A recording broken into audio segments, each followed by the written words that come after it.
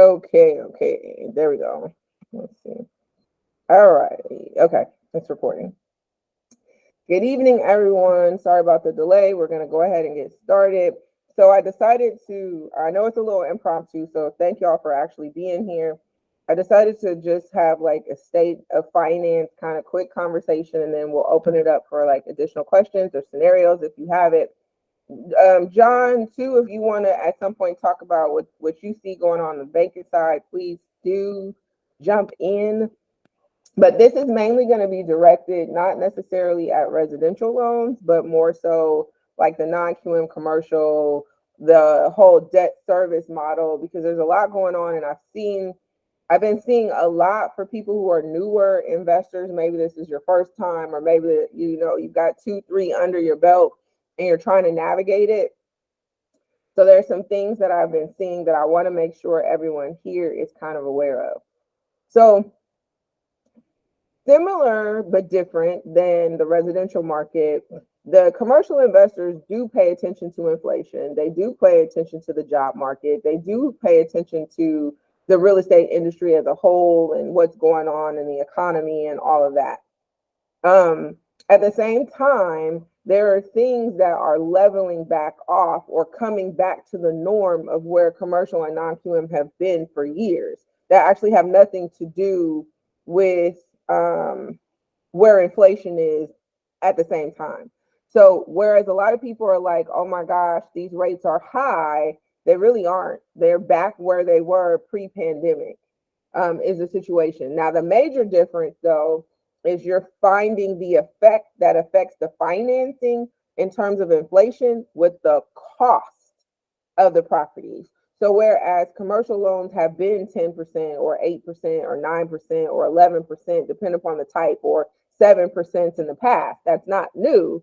The difference is you get an 11% on a property you used to be able to pay $200,000. Now you're getting 11% on something that costs you $375 now, right? For the same property. So, and it's not garnering additional money to pay for it if you're looking at the asset-based loan model. So there are a few tips and a few things that I wanted to make sure everyone was clear on. Like, I literally had a previous client who still doesn't understand the numbers, and I need you guys to understand how certain things kind of work. So for those of you who are looking at hard money loans, soft money loans, fix and flip loans, short-term loans, bridge loans, whatever you want to call them, where they're interest only, and you're going to have that loan anywhere between 6 months and maximum 36 months, which really industry standard right now is 6 to 18 months, right? That period, that shorter window where you're going to get in, you're probably going to do some repairs, or maybe you're a wholesaler and you're trying to get in, get the hard money so that you can acquire it, wait to find an investor, and then flip it to them. Whatever your scenario is, whether or not you're doing repairs or not, we're more so talking about how that lending space is going to work and the things that you need to make sure that you understand. If you are looking at that short-term financing, I need you guys to make sure that, I don't care what company advertises what maximum loan amount, I need you to make sure your due diligence is never at the max.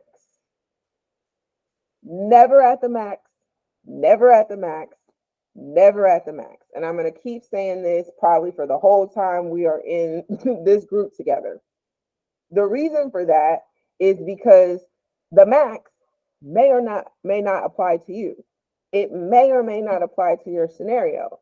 Because it's so numbers driven, you have to make sure that your numbers work at the most conservative percentage possible, so that if you qualify for more, it is gravy. And also because you are going to have the loan for a short period of time, unless you are disposing of that property, you more than likely will go back into another loan. And if you're going to do that, if you take all of the max up front, you'll end up still paying for it in the back end. Does that make sense to everybody so far?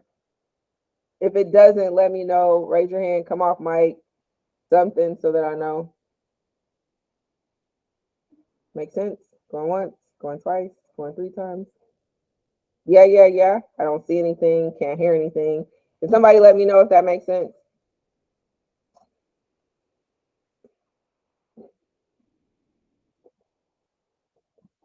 Can y'all hear me? Yeah, that makes sense to me. Okay. So I'll give you a perfect example of what I'm talking about.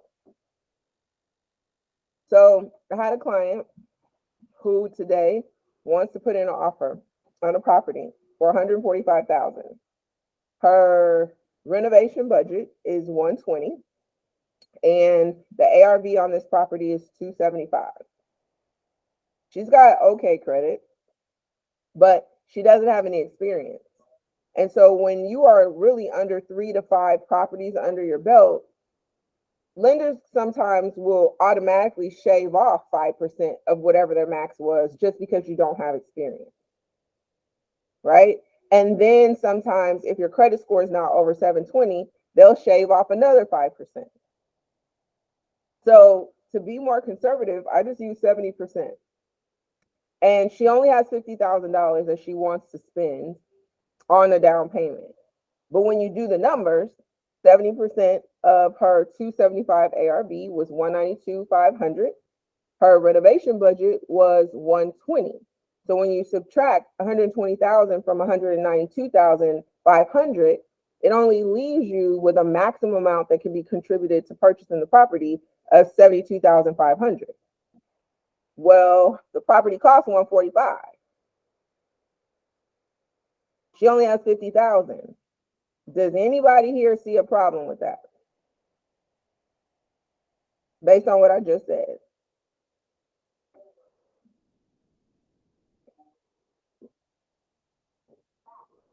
Can you repeat the numbers again? You said 145, 120 ARV at 275. 275 is the ARV. 275. Let's She see. doesn't have any 70% of that. experience. She has no So experience. she's So needing at least 70% 20%. ARV. The purchase price of the house is 145. The renovation budget is 120,000. The max purchase should be 82.5, right? Depends But on then how much she, money you're trying to put down. yeah, so she needs But she only 20% has of, 50,000 that she wants to spend on down payment. she only has what? 50,000 she wants to spend on down payment. Wait, so 275. 275 ARV. Max loan amount is 70%.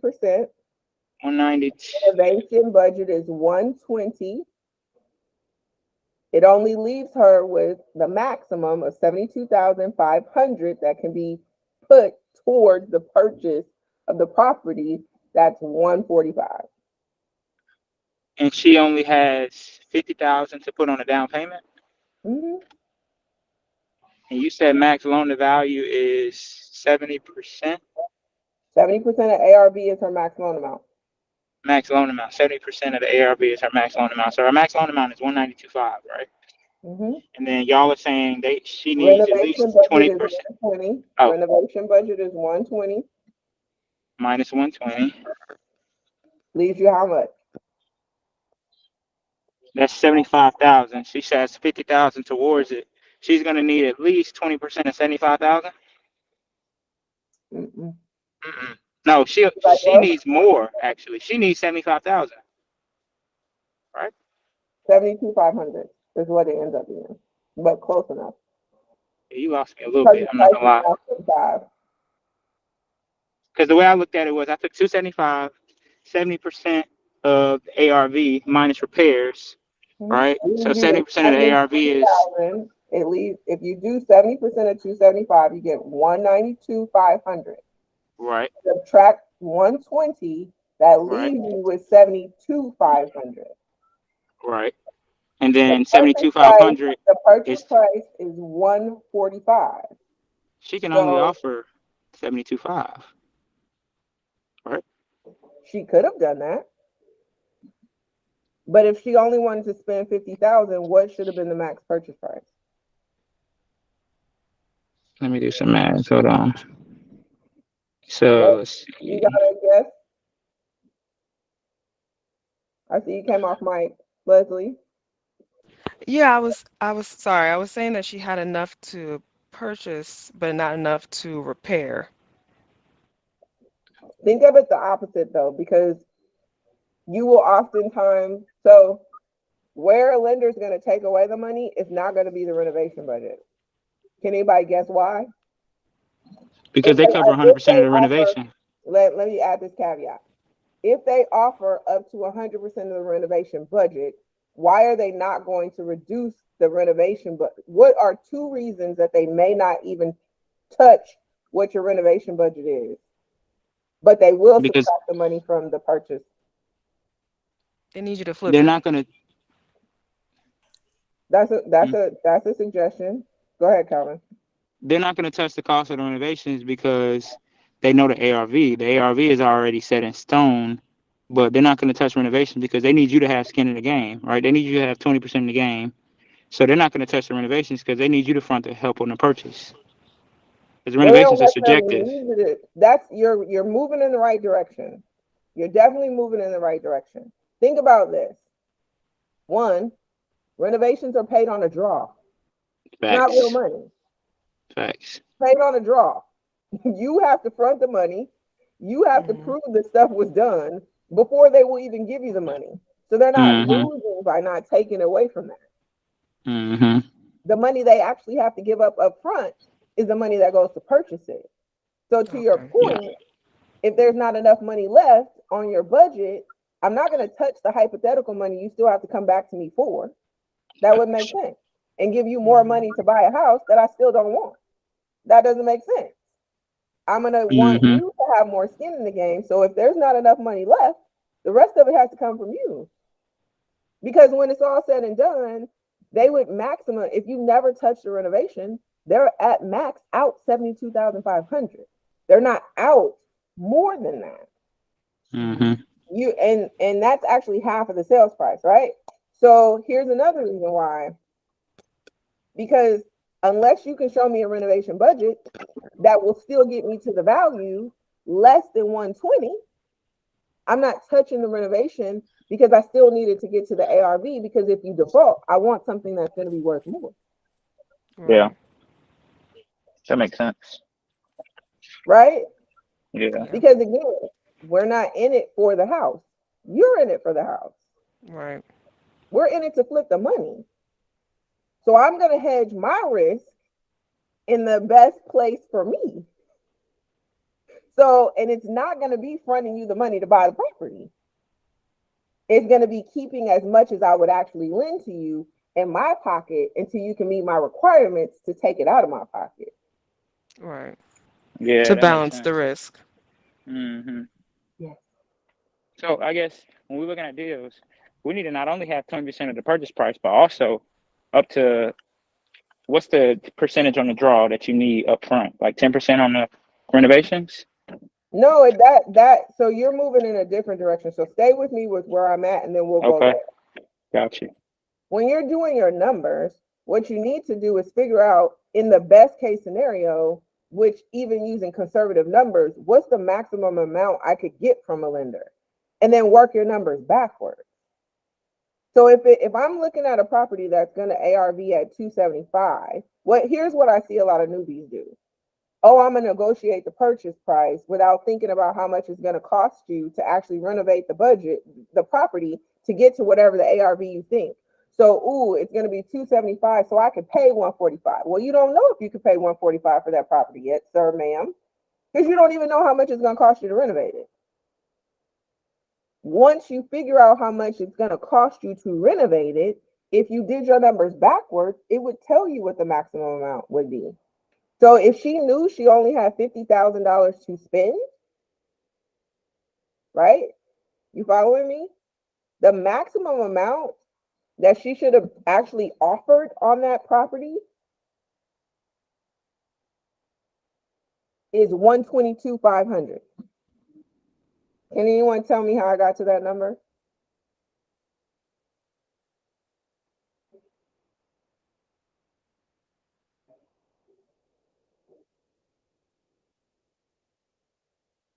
Remember how I said it was only 72,500 left that could be applied to the property?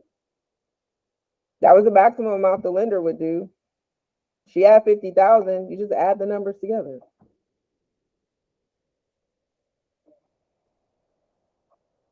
Does that make sense? Yeah, you were saying she need, or what was your question again? My apologies. Can you figure out why I said the maximum amount that she should have ever, the maximum she should have ever offered on that property was 122,500. Was 72,500? Is that what the number you said? 122,500 is the max she should have ever offered on the property. What's 20% of 122.5? That doesn't matter. It's not always 20%. I It's guess I whatever thought the that was the rule difference of thumb. is between, it's whatever the difference is that you qualify for between your sales price and what you would be eligible to borrow on the property. It's not always going to be 20. Sometimes it might be 30. Sometimes it's 15. Sometimes it's 10. Gotcha. That has more to do with the loan product you're interested in getting and if you qualify for it. In some situations, it might be zero. With some lenders, they would do 100% of the purchase price. Yeah, that's But the it goal, still right? has to fit in the maximum amount of the loan amount, less the renovation budget. Right. So don't think 20% of sales price. That's thinking like the buyer side residential. Loan products are 3.5% or they're 20% or they're 25%. It doesn't work like that on the non-QM when you're talking about debt servicing something. You have to think about value. You have to think about max loan amount based on value. Then from there, you have to do the numbers backwards. And then after you figure that out, then you also have to figure out if it'll debt service at the max. Because there's the other caveat. So I told you that if you take it, you get the 275, 70% of that was the 192, less the 120 for the renovation budget. The maximum amount that she could finance towards the purchase was 72,500, right? But what if the tax, principal, interest, taxes, insurance, and association fee did not debt service with a maximum loan of 192,500? And she too high because at least she got a debt service something. You're not getting into a property just to have it. Well, you're getting into it for the cash flow. To have a loan, even if those numbers I gave you were totally solid, if it didn't debt service at 192,500, you're not getting a maximum loan at 192,500. Mm-hmm. If that maximum loan amount now is 150 in order to debt service, and you got to take 120 away for the renovation budget, that only leaves you 30,000 towards the purchase of the house. And if you negotiated at 145, then you coming up with the difference of 115. Mm-hmm. Right. Because even if you're like, say, if you're right at it, you're not cash loan, but you're right at the debt service number, right? Say if it's 2,000 and you're making. If you guys are ever at a 1.25, you are losing money. You're not breaking even. In reality, you are losing money, regardless of whether or not a lender will approve you at the 1.25. You don't want to be at the max on your loan amount, and you never want to be at the minimum on your debt services. You're not making money. You're just not. So I'm hoping that you would have bought the property for a different reason, because cash flow will not be it. Right. Thanks. Is this making sense? So with the state of what's going on in the financing industry right now, you see a lot more people advertising all these different programs that they're doing. However, it's upon you to understand how numbers really work. It's on you to actually do your due diligence and to understand that part. It's on you to make sure that that makes sense prior to presenting it to anyone else. Because like Leslie, you might have, here's the other problem. I'm mainly talking about short term, and we're going to go to the long term next, but your friend that was being offered 24%. A lender like that, they may not care to think about, like, there are some lenders when you're talking about short term that are not looking at your next steps. They're only looking at the scenario right here. So they may look at this and say, okay, I'm gonna charge you, maybe I will allow you to put less money down, but I'm gonna charge you 24%. So then she's paying 24% because she got the deal done. She got the deal done. Right? But when she goes to refinance it, now she can't pull out as much money and she's not gonna get her money back, right? Some lenders don't care about that part. They're only focused on if you qualify for this. You as the investor have to do your numbers given and protecting yourself all the way through the process itself. That makes sense. Make sense? Yeah. So if your numbers don't work right on the front end, best believe, especially with this current environment that does not look like it's going to turn around anytime soon because it's back to normal. It's not a new environment, it's back to normal. So you have to understand how to manage the normal expectations when you're looking at these asset-based loans, right? And know how to also do your negotiations, how to do your due diligence, and how to look at these properties. Now, the beauty of what's also going on, though, with all this being said, is when you do that, you'll more readily be able to identify a lot of these new properties that will be coming on the market where you can look at trying to get an actual deal, because when rates were low, people were overpaying for crap that's still not cash flowing. So there will be some fire sales when it comes to, you know, some of these commercial properties or asset-based properties that you could use. But if you don't know how to do your numbers, it's gonna be hard for you to recognize those when they come about. Does that make sense? Yeah. Now, for those of you who are looking to refinance these commercial properties,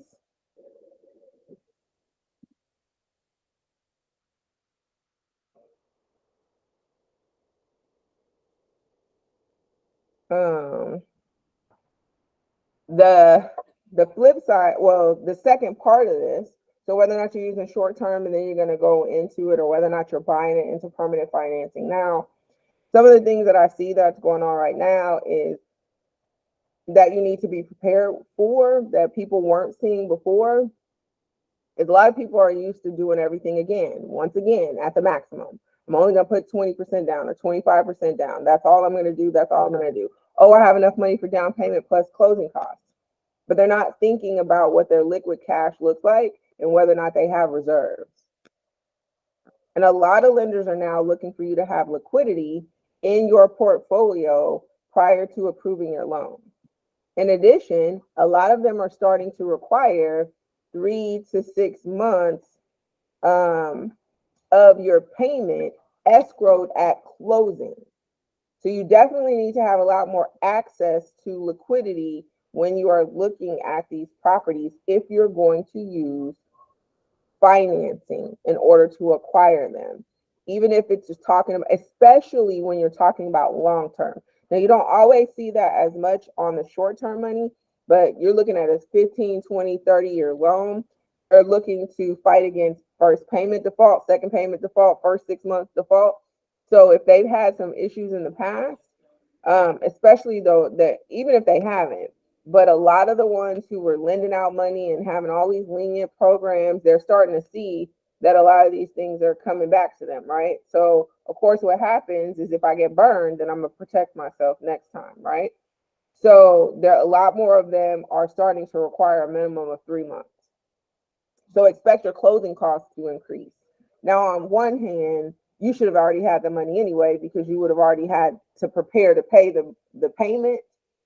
But on the other hand, there are a lot of people who are pulling money off credit cards or listening to all this other crap that's all over social media, not thinking about the debt that's on the debt that you're trying to get, that you're pulling to pay here. So you're just basically robbing Peter to pay Paul, but not financing that into the safety net of your cash flow, which is a whole nother reason why I'm saying from jump, don't stay here with your numbers. Start here and try to see if you can negotiate making it work from here, especially if you're going to use financing after financing after financing in order to acquire it. You have to think about the cost of all that money all along the way, not just for this transaction, but how you maintain it as well. Is this making sense?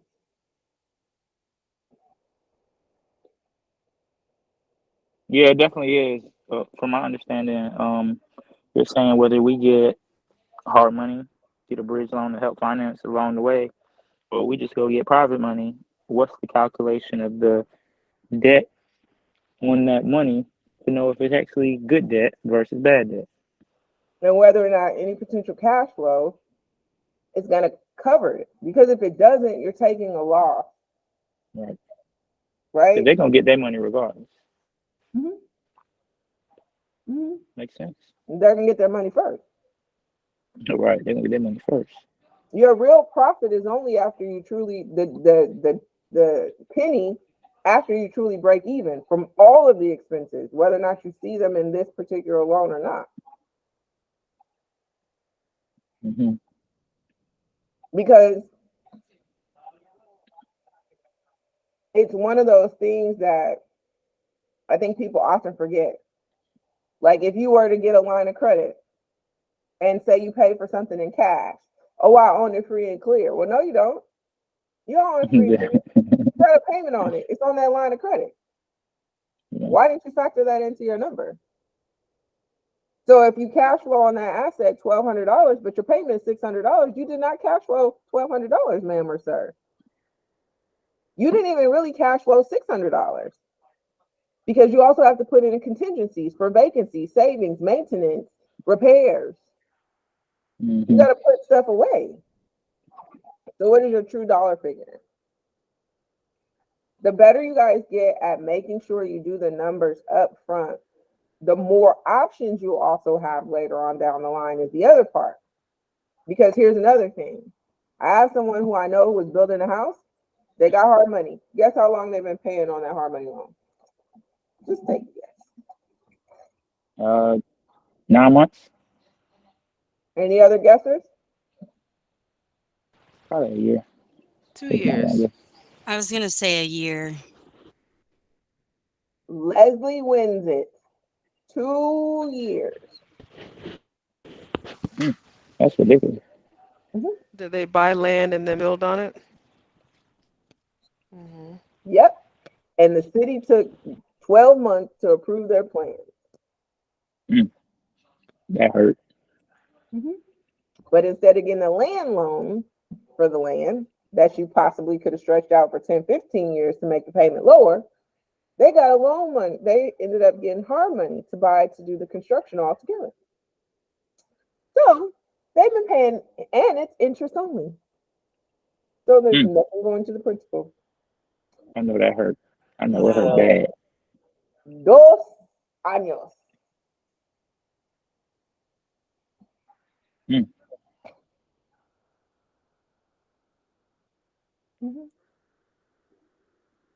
Yep. Now they're going to sell the house when they sell it, but their profit is in that 2 years. So Not enough all is. of it, but enough of it when it was just sitting there.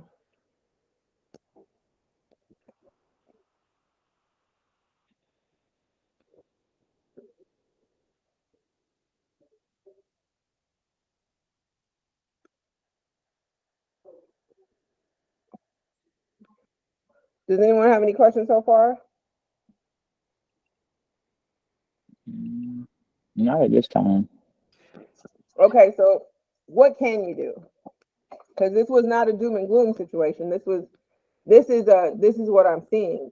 And the reason why we keep telling people and keep going over it, and I know that we don't have a popular opinion, but I know most of those popular opinions are also not showing you what's going wrong because I see it, right? And all these people that you see on social media who 2 years ago, they were acquiring all these properties, but now they're offloading most of them to pay back their investors or pay back the loans, or notes are being called due, and all the other stuff that you see. Where people having lawsuits because they collected a whole bunch of money from people and didn't ever perform on it. That doesn't have to be you. There's a easier way to do it. There's a much easier way to do it.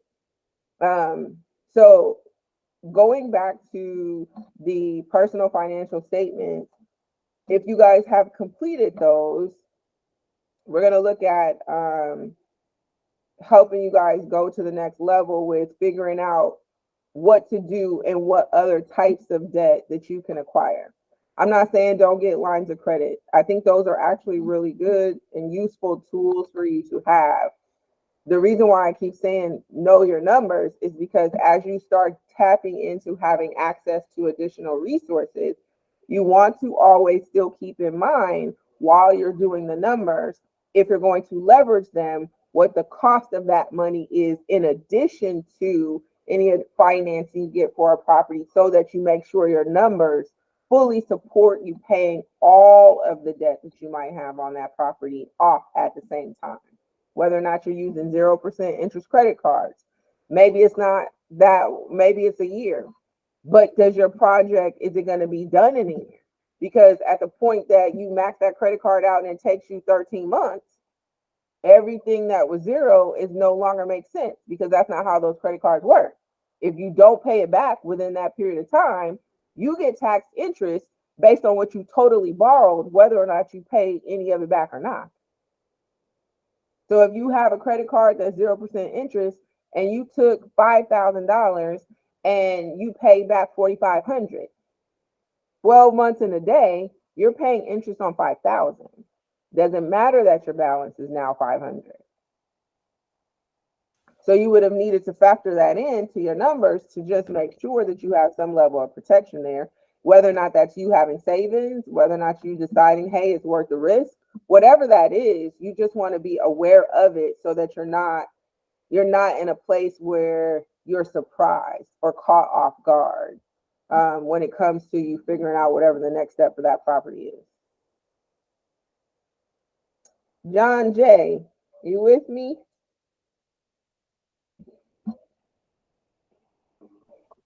Yeah, I'm here. Can you hear me? Okay. Yeah. I mean, I'll just piggyback on what you said. I mean, it's probably the biggest issue, when people come to my table, they just don't understand the numbers. And, I know I'm listening to Brandy talk, and it sounds like she's trying to turn you guys into loan officers, but that's what you have to be. You have to, you're not going to be the loan officer, but you need to understand the numbers because these builders, these contractors, even banks, like you said, offering you credit cards, lines of credit, you just have to calculate, how this debt works, what interest rate they're giving you. If you max out on that line of credit, if it's an adjustable line of credit, it's going to adjust. I know people that got HELOC 2 years ago, and they're like, man, they, either they couldn't lock the rate in and the rates were really low. And, now that line of credit is still interest only, but it's at 9%. That's something they did not factor in, so, definitely, just understand the numbers, and it's not rocket science. It's just, does it add up? The numbers will not lie. What do you see going on your side, on the bank side, with some of these commercial loans or any of the asset-based loans that some of these banks have started offering? Honestly, it's for the wealthy. They're kind of pulling back.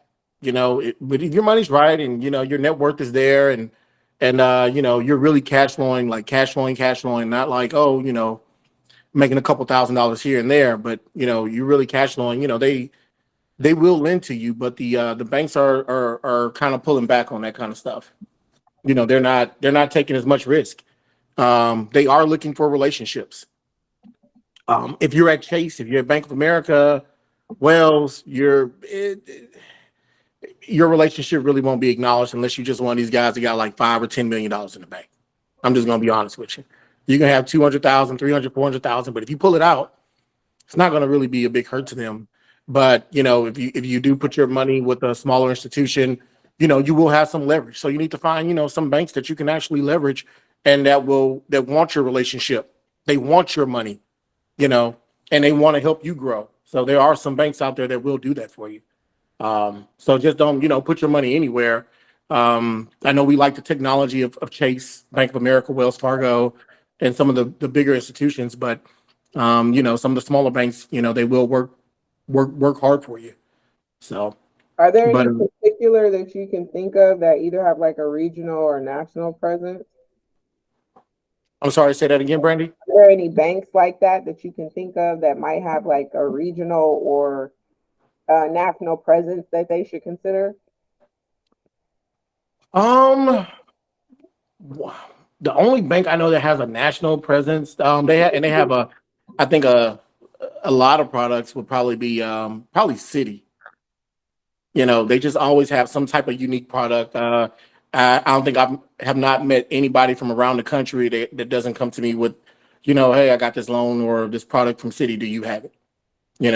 So they do have some really, really unique products. What about But regional, like yours? yeah, I mean, we got lines of credit. We have, the private banking side, for more affluent clients. We have DSCR products, things like that, but everybody's situation is different. Right. Just being honest, and even if you're a business owner, they're not looking at people that are just looking to, pay their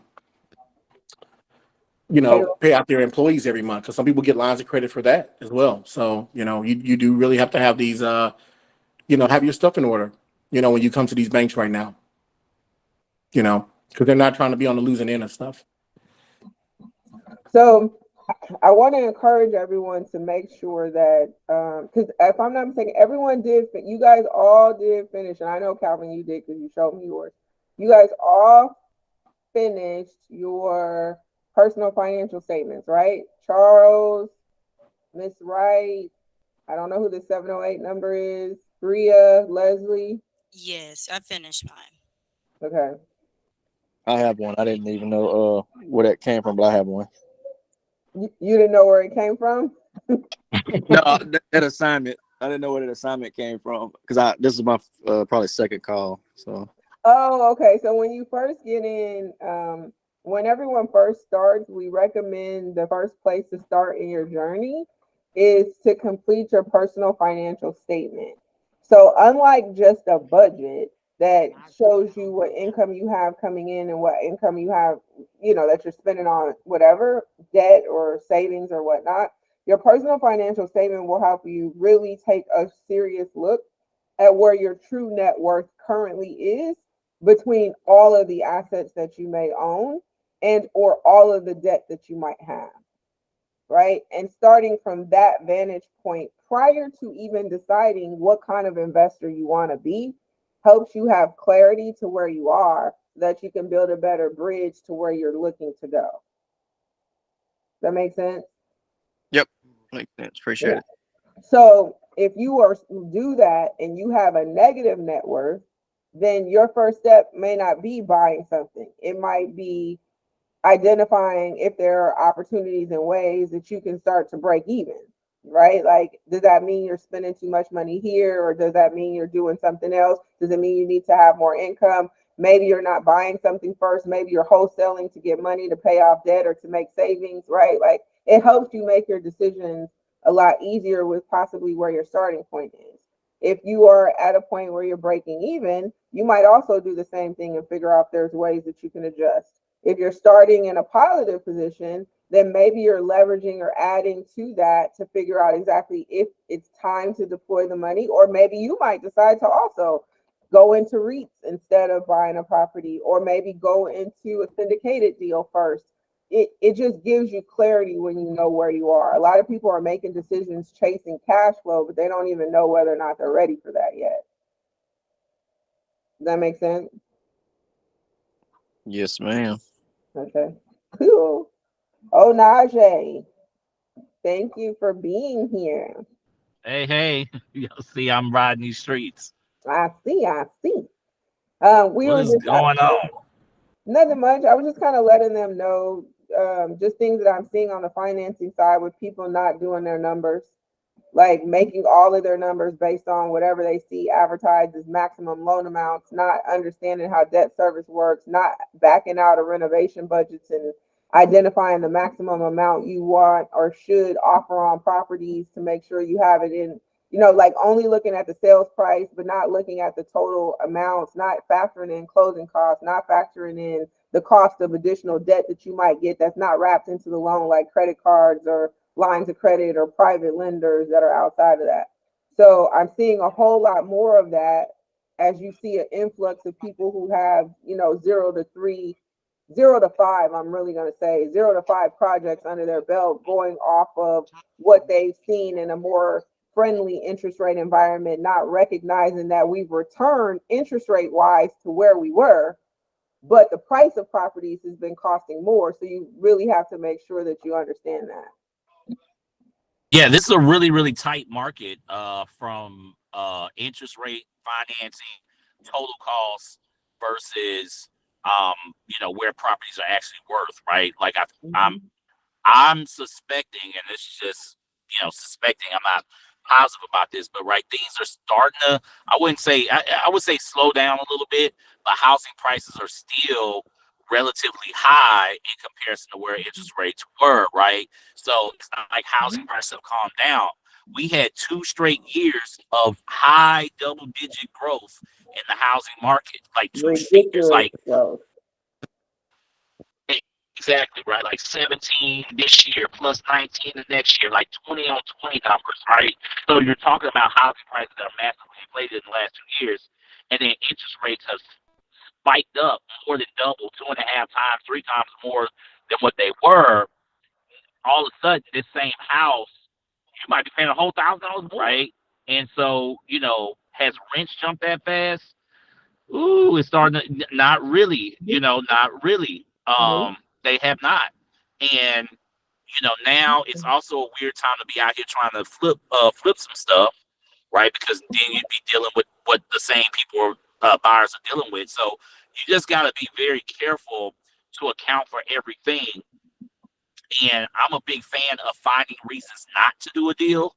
That may not make you, we all may be a little anxious, but if you can find reasons to not do a deal, and then ultimately you're trying to tear the deal apart, and ultimately you can't tear the deal apart. Now that's the definition of actually trying to get a deal done, right? So, you got to account for everything: cash flow, timing, permits, delays. I mean, look, I'm driving around today because I just hit 3 properties, and I'm trying to work ahead of the schedule for everybody else. Like, okay, these guys are going to be done over here at this time. This is going to happen over here.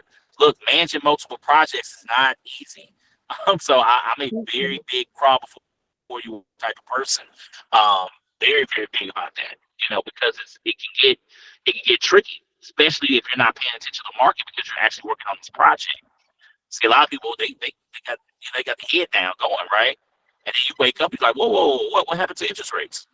So, and oh, by the way, this thing got delayed and this, and there's a lot more fees involved. So just, that's what we're here for. I'm sure Brandy's killing today, breaking down all the extras. I can be a fly on the wall and definitely say, hey, there's a lot of extras out here. So anyway, I'm just jumping in. I don't want to disrupt anything No, you're not. that we You're got not going on. disrupting it. We were coming to unless people had a lot more questions, we were actually coming to the tail end of it. Leslie just told me about a friend of hers that somebody offered her 24%. What? This is my face. That was my face. I know. A house on a credit card. Yeah. That's extortion. That's extortion. Yeah, that's just there's no way you're gonna. I mean, look, I mean, I've made some of those returns on some early investments a long time ago. It's gonna be very difficult to be making 25% returns in this market right now. Yeah, that's kind of tough, y'all. 24% for the money, interest only 24. For what? For what? Yeah, that's credit. I mean, what's crazy? Admittedly, I bought some land on a credit card before, but it made sense. Let's say that it made sense. I don't know, y'all. But a credit card is not interest only. Correct, but and a credit card doesn't also have a lien. 24% Yeah, that's interest crazy. only. Yeah, have fun with that, y'all. What else is going on, people? What people working on deals? I'm jumping in, but I'm curious to see how everybody's doing, what they're doing right now.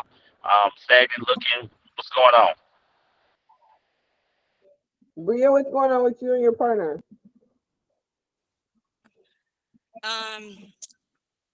I'll be honest, life is kind of lifing. So we've been adjusting to things accordingly, and it's been important to note, like, oh yeah, once we get started, you can't stop. Like, this is something that is long term. So this has been kind of a wake up call. I saw a house actually close to, I think it's West Fuquay, Missouri City area. So I just saw it today, like driving. Well, I've been looking at it, but I took a picture of it coming from work. So I'm gonna look into it and really take the time to do my numbers, because I'll be honest, like, numbers aren't my strong suit. So it takes me a second. Bria, were you on the underwriting call? No, I wasn't. Go check those replays. Okay.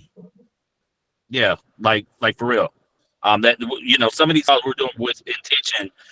We started a little bit late. I think I started maybe 15, 20 minutes late. But it's really good.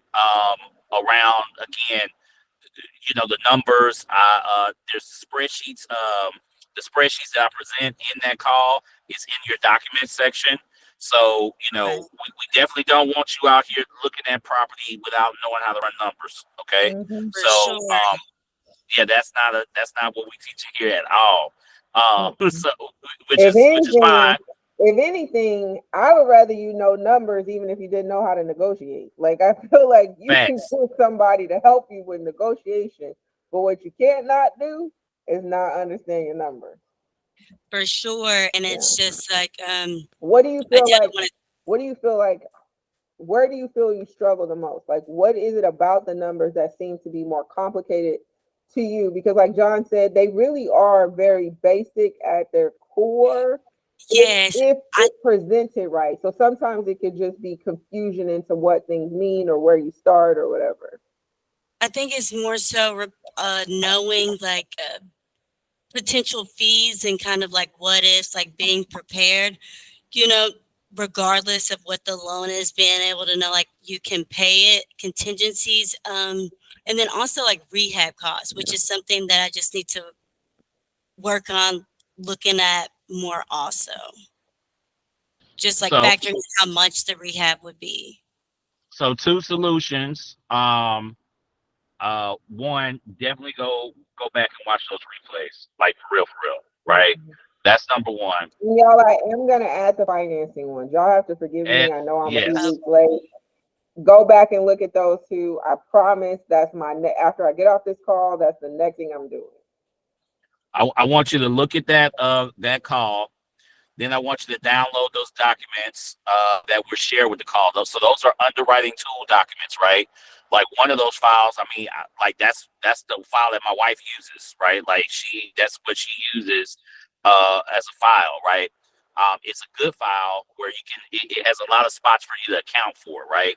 So and then what you do from there is just go play on HAR. Don't go driving yet. You don't need to go drive.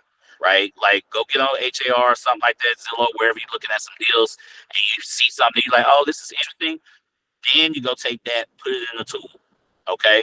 That's how you're going to play. That's going to be your practice. That's for everybody. This is very good practice. I run about, truthfully, because I'm a geek or whatever, I'm doing that 8-10 times a week. Easy between looking for myself, and that's all you do. So it's a practice thing. It's gonna be a practice thing, right? She's seeing it all day long, because that's what she's got to do all day long, right? And the great part about it is we know what's being omitted and not being omitted. We know the things to ask for, whatever. So that tool is pretty cool. Just start there. If you don't feel comfortable with underwriting, do a lot of just underwriting or from your computer. You don't need to get in the car yet. And that was the first thing I said in that class. Don't get in the car unless you've got these numbers already on paper. Getting in the car and driving the property is confirmation of what you're seeing from the pictures, and it is reasonable to make the numbers that you made on the page, right? So I'm a data person, spreadsheet guy, plus anecdotal person, right? So just my process is, hey, let me run the numbers on the spreadsheet before I even get out the house. Okay. Look at the pictures. You pull your taxes, estimate what your insurance is, HOA, all that kind of mess. guesstimate where interest rates are, run something scenario. If I put 20% down, and if I get a 7% interest rate, and if I get a 30-year loan, what could the rate be? That kind of thing. Add your taxes, add your insurance. Look at what the numbers could be. Then you add, see what can my rent be? What can my value be? Right? Then if you're seeing some numbers that you like spitting out of that, like, oh, I'm gonna make $400,000 or $500,000 a month on this, or oh, there's $40,000 to $50,000 in equity on this deal from a flip perspective. Okay, now you're saying I need to go see this property. That's where that comes into play, right? Because we don't want to wait. I'd rather you guys underwrite a ton of deals early and get that type of practice just from your desktop, then go chase one deal. Oh, let me go look at this. I'm gonna go drive again. Look, it ain't gonna change if you driving 4 or 5. Go see out. And I used to do this, right? So I'm telling you things that I used to do. I used to go drive out and go see the same property like 3 times. Like, what changes? What changed? Let me go see it again. Let me go see it again. It doesn't change. You know, 'cause all it changes is that you fell in love with the property, and we don't want you falling in love with the property, You right? want to look at the numbers. So Your so deal anyway, is not with the property, the feeling you have for the property. It's the facts that you can draw from the property. so that's one immediate solution, and then another one is we're constantly going, Bria. So I mean, I've got 1, 2, 3, 4. I got 4 active right now, and we got another one probably in a month. So again, for any of the students in the Houston area, y'all can always DM me and say, hey, I don't feel comfortable with construction, blah blah. Come on, come pull up. And like I said, if enough people are interested in doing that class again, we can, like I said, we can kind of add the Home Depot class with another. Yeah, I'm not gonna always, like, next year. I'm hoping I ain't gonna have a bunch of projects like this. So again, if I would say if you're in the Houston area, y'all are open to pull up, because I got them in various stages, and you can kind of see all that, and that'll help you. I don't mind sharing numbers. You know what I'm saying? And put your scenarios in the chat. Like, I just gave y'all one today, and it was as simple as us walking through the math. The ARV was this. I'm using this for a maximum loan amount. This is what I'm estimating once you do that for the renovation budget. What's the maximum amount that I could borrow? What's I'm left thinking, Brandy. over? How much could I actually offer? Like, put some scenarios out there. There's enough people, I think, who will help you walk through that and practice too. Go ahead, what are we gonna say? Yeah, I think that I definitely want to. Hopefully, we can create a space where y'all feel good enough about doing that. Nobody's trying to steal your deal here or any of that kind of You stuff. don't have to give the address, just give the scenario. That's No, it. I'm not tripping. It'll be good practice for sure, because I think that's the thing. I'll be honest, numbers really aren't my thing, but I'm realizing, like, if you want to do real estate, you got to get good at the numbers. So I just kind of put it off and look at other things. So just practicing with people would be helpful for me. Yeah, that's fine. And Bree, I want you to. But one thing, I have these type of conversations all the time. Look, this ain't algebra. I mean, it's light algebra, right? Addition, subtraction, multiplication, division. That's we ain't doing no geometry. We're not doing no geometry. We're not doing no calculus, no pre-cal, no algebra 2, any of that, right? Commercial has algebra in 5th grade in it, right? Like, commercial has 5th grade or 4th grade algebra. Regular, what we talking about today, ain't got nothing in it, right? Like, it's just different. It's just different. It's equations and definitions of things that you're uncomfortable with or you may not know, right? That's going to be the difference. I definitely would invite all you guys, and maybe it's time to kind of open up the deal room a little bit, Brandy, and maybe that be the place in the chat to that might be. That's cool. And maybe we all can just. And I might start it off, right? I might find a couple properties. I might have a few. I can always add a few scenarios on a regular basis. Hey, do you see anything right with this? Or do you see anything wrong with this? Or what is y'all thoughts on this situation? Is it a good deal? Is it not a good deal? Why not? What are some things? And just put a scenario in there for y'all to do like we did today. Yeah, that would be really helpful for sure. Yeah, that'll work because and Bria, I want you to all your other skills, they're gonna be magnified when you know your numbers. They're gonna be like rocket fuel, right? So, for me, my core basis is the fact that I know numbers.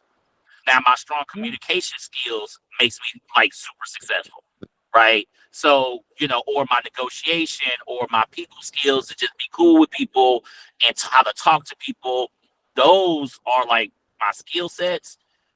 But I could be okay in real estate with those, but I wouldn't be killing it without the numbers, right? The numbers, I mean, I know real estate investors that are just hermit crabs in their house, like they good. You don't have to, you don't need a ton of skill, but if you know the numbers and you stick to strong formulas, right? And then that's the key. You got to stick to some formulas, keep your discipline, don't let emotion go all over here, right? I got a contractor right now. He could not, like, he is a great contractor. But the problem is that his level of quality is really, really good, but his material selection is based on a certain client type. He doesn't know how to shift, right? He doesn't know. And he's older than me. I'm teaching him, and I'm like, hey, man, over here we're doing this, over here we're doing that. He just wants the same thing everywhere, right? Because he doesn't understand that my numbers are changing based on different properties. Does that make sense? So, but that's on me as the investor to get into it. But for him, that changes his emotional state, and that's changing how he talks to me. Oh, shit, we gotta do like this, blah, blah, blah. And he's sucking me in emotionally. Meanwhile, I'm like, man, we don't need to be doing that over here. I know that. You know what I'm saying? So it's really easy to fall off a course emotionally and get into all this other stuff. That's why we do preach the numbers. I don't want anybody in this academy feeling intimidated by it. No. So if you are, like, please message me. Please message Brandy. Like I said, we're gonna see about opening up another. Just there's different channels we can have. So maybe us opening up another channel where we literally just talk about deal analysis. I think we actually have one already pre-built. Brandy. Yeah, sure. Oh yeah, It's yeah. already. I can open it up. Yep. So we'll open that up, and then, like I said, that could be a place where we just throw in deals, throw in scenarios. Throw in some little quizzes like where we calculate what the rent and the cash flow could be and all that kind of stuff. So hopefully but the more you do it, I promise you, the better you're going to get. And then again, I would tell you guys, share with your people, with us, the community, what you and get that feedback back and forth. No. That I calculate cash flow at 350, you at 450. Why are we different? Right? That kind of stuff. The more you do that, the stronger you're going to be to when you can see a deal like that. That's the key. We don't want to waste our time chasing a dream that never becomes a reality because, we're falling in love. Our emotional state's going up and down. So, I want you to feel that comfort level. And then lastly, I'm going to be done, but I just heard some things that you said. But you mentioned like, hey, when you get started, like it's a full deal. It's a full deal if you have like crazy massive scale, like for us, like my properties, right? Like it's a full deal for us, right? Because we've got a lot of scale, right? But 1 to 2 to 3 to 4 or 5 doors is not. I'm telling you, it is chilling. It's definitely chilling, right? Like it's not gonna kill you. I've worked the W-2 for a long time with these properties, and I can tell you the moments where I had to change my business because this was a full-time thing, right? Or part-time, full-time, or whatever you want to call it. So, but your first couple properties won't be that bad. All you got to do is have a plan. Like I said, I think, maybe again, next time Mike is on, maybe again, he can kind of tell you his journey. And I know he's been giving us some updates, but, when did Mike close? March or something like that? April. Okay, April. I can't remember, but I know he was in and out of that deal. Like he was pretty much done to rehab in 3 or 4 weeks. I know that, and I mean, I know he's getting it. Like he's in a good spot. Yeah, April. Yeah, he's in a good spot. Like as far as it overwhelming him, real estate's definitely a passive, semi-passive thing. You just gotta know the tools, and know the ways for it to not dominate your life.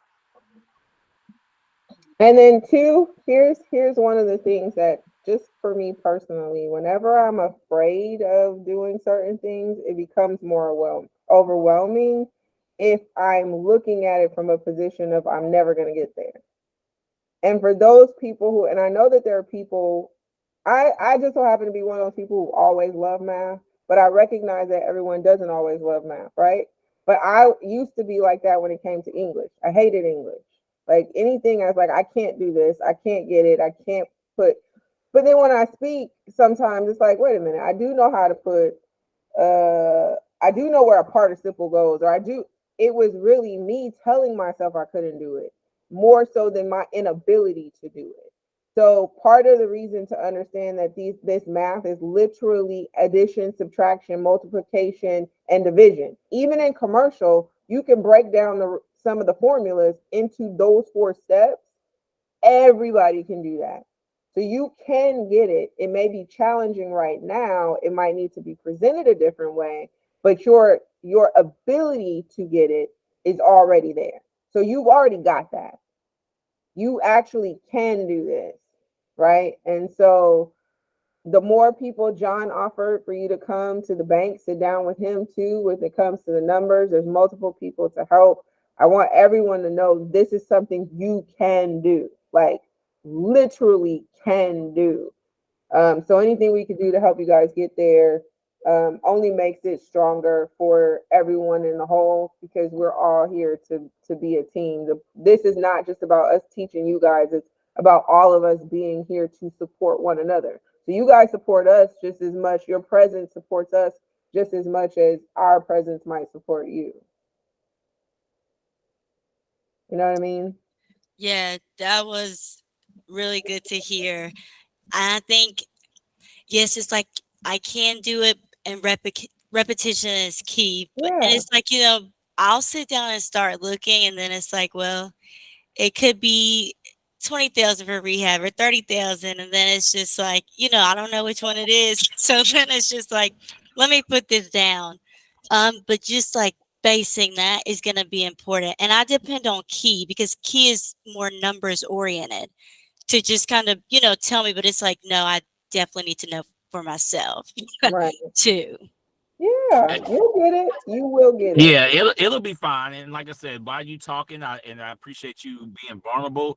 That Yeah. gives us more ideas of what we need to bring to the table for you Mhm. guys, right? So right now, I'm thinking to myself, like, yeah, I did the underwriting class, but I didn't do a lot of time on the scope of work and actually going through like contractor budgets and just And I'm thinking I estimates. need to do more videos breaking down like ARV calculations.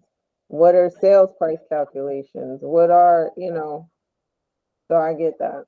I'm thinking about a lot of the terms and some of the other stuff too.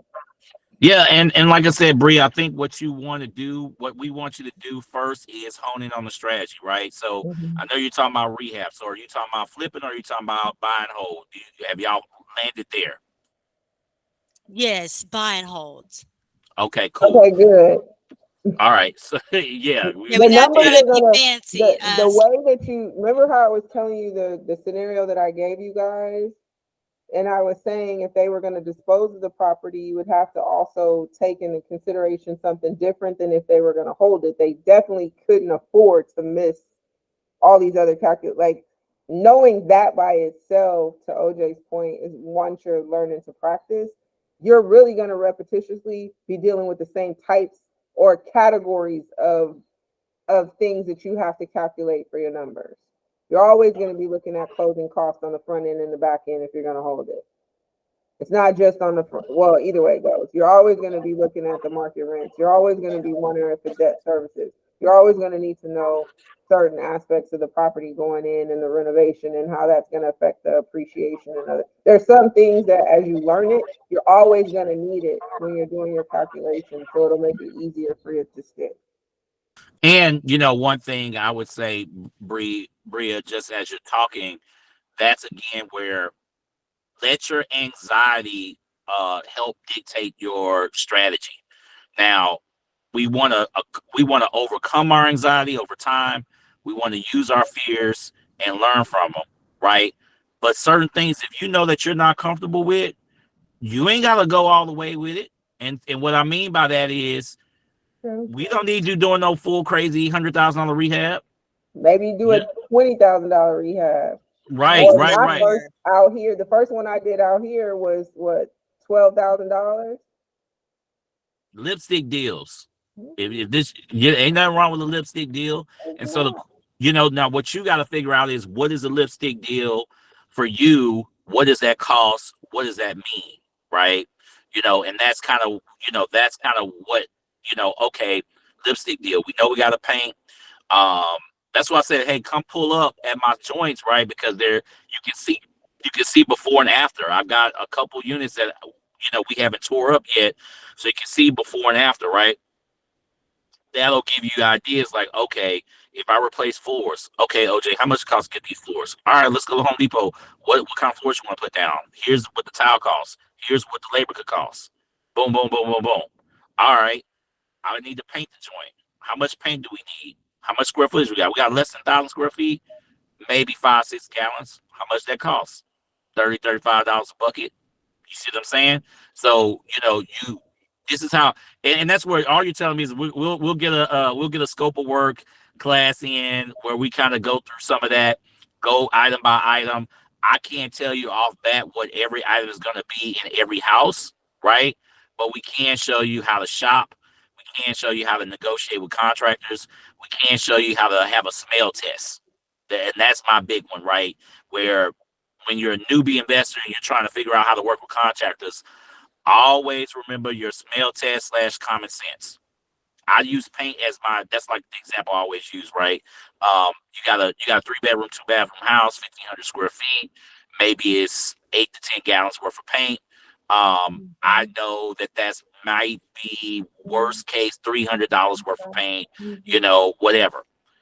You could go call a paint contractor and they might quote you $5,000. You might get 3 contractors and they might quote you anywhere between $3,500 and $5,000. Should that be what you spend? No. How do I know no? Because my smell test is, how long is it going to take to paint this house? 2 days? 3 days? How many guys out there? Material. And I'm buying the material, right? So now you're saying to yourself, how many guys are going to paint? Well, I'm going to get 2 guys to paint. Okay, how much should I pay these guys a day? How many hours is that normally going to be in that 2 days that they're going to be here at the same time? So then break that down to how much they're actually charging per hour. Does that make sense? That's what I'm talking about, right? And I'm not saying not pay them a low hourly wage. You could be like, I'm going to pay you $25 an hour. Do that math. 25 times 16 hours, that's 2 days. Time 2 guys. Time 2 guys, right? We're under 1,000. So why are we paying 5,000?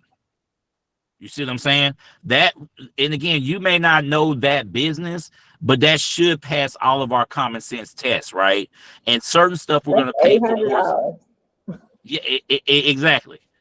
And certain stuff you're going to pay more of a premium for because it's premium service, like plumbing, electrical, things of that nature, right? But some basic carpentry stuff, paint, putting down flooring, that's a skill. But again, how many days? What am I paying from an hour perspective? You can definitely get grimy on this thing, but you do need to get some basis before you jump in. Of like literally, I'm glad that you're afraid of the construction. That's good. That's good that you're afraid, right? That really is, because fear is like, hey, if we weren't afraid to touch some fire, then all our ass would be getting burned. So you don't want to get burned. And that's good. So all we got to really do is go walk Home Depot. Go walk Home Depot with a design hat. Ooh, I'm about to buy my first rental. What kind of ceiling fans you gonna buy? Right? What kind of flooring you gonna get? Go look at it. Oh, I like this. I like that. Blah blah blah blah. Right? But then also know, hey, this is a rental, so we might just need new. Right? You don't have to be. I say that with the ceiling fans. Right? I use the $59.99 ceiling fan. And now, if you fancy, you can spend $1,000 on some ceiling fans. I have not even changed out my ceiling fans in this house since I bought it. No, I just want it to work. Right. And it's my personal home. So people definitely are not looking at that when it comes to a rental. Facts. Same with LED lighting. Same with lighting. So like I saw those things because those are key things that can really upgrade a house, right? New lighting, LED lighting, Paint, paint, ceiling door. fans, doorknobs, Mhm. you know, cabinet pulls, painting Mhm. cabinets. Those things can really, really upgrade a house, and Framing a they mirror. don't framed mirror versus unframed mirror, right? You know those mirrors with the unframed mirror with all that black stuff at the bottom, Mhm. right? Yeah, Yep, get a rid of better toilet. a better toilet, right? So all those things are subtle upgrades on the house, but they Mhm. really don't cost that much. New Mm-mm. toilet costs $109 at Home Depot. I know that for a fact it's $109. Okay, how much does it cost to put this sucker down? $75. You good? There you go. Right? So you Yep. just go through that way. Um, Again, as people have work sites, um, for me for sure, I'm opening up. I know Mike got some stuff coming up on some work sites that you guys can kind of pull up on and just kind of check that stuff out, right? It don't have to cost that much.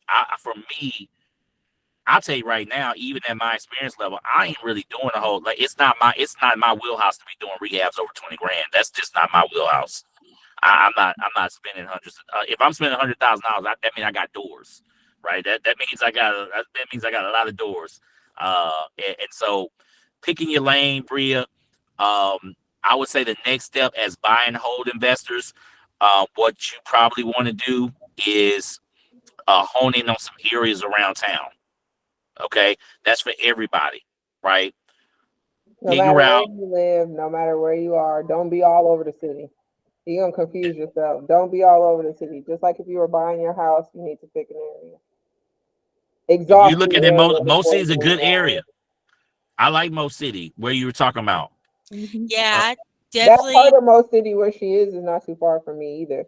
So on that side of Mo City, it's a lot of there's a lot of construction going up and down the tollway as well. That Amazon plant is down the street from there. Um, you have Home Depot right up the street at the Beltway and the toll.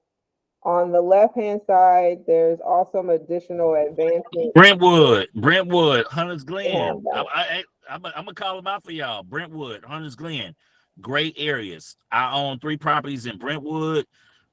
Great area. 770-053, 77479, I believe, 77478. Those are good rental areas. All that area what she's talking about. Um, Mm-hmm. Keep going. Go past the tollway. Go drive through the tollway. Right past the beltway. Left or right. Those are good areas. Left is gonna be cheaper. Right is gonna be more expensive. Yeah, Like I said. I mean, yeah. There's some y'all are in there's a some good nice place. pockets. Yeah, you just gotta you gotta find those rental neighborhoods that hold some decent value. That's not a complete whatever. Just a good strong rental neighborhood where people still doing their yards, but everybody renting there. Well, you guys, we are gonna wrap this up because I have to go cook. Um, and I need to get home. what'd you say? I need to get home. You need to get home.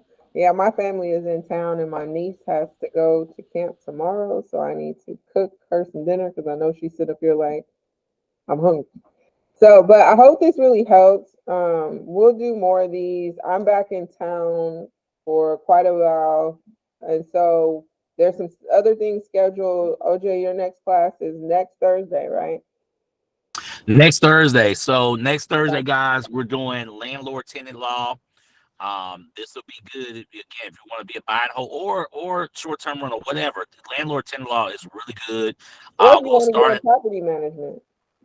and if you want to get into property management, Mhm.